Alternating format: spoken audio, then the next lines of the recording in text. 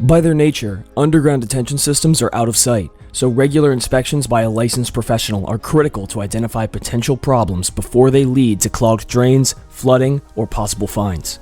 Most systems should be inspected quarterly through their first year, and at least annually thereafter. A thorough inspection will look for accumulated trash or sediment that is collected within the pipes leading to the system or inside the system itself, and provide a report documenting the findings. Inspecting an underground detention system includes opening all access points, which could include manholes or hatches. If physical entry into the system is necessary, there's special training required called confined space to mitigate the potential dangers of accessing these areas.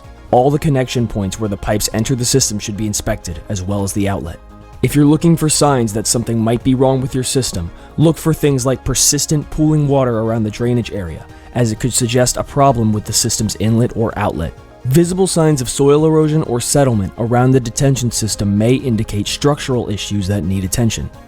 Detecting unpleasant odors in the vicinity may indicate stagnant water or the presence of pollutants, signaling a need for a more thorough inspection.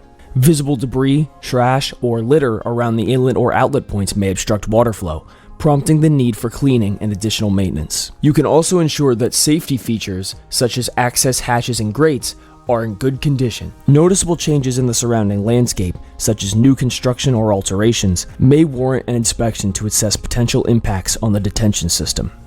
Be sure to keep notes from your inspection or any professional inspection on file. It can be useful to periodically review your records to identify maintenance patterns. If it's been a while since the last inspection, or if you suspect there might be issues, it may be time to get professional help to conduct a thorough inspection, identify potential issues, and recommend appropriate actions to ensure the proper functioning of the underground detention system. Regular inspections are crucial for preventing larger problems and maintaining the health of your system in the long run.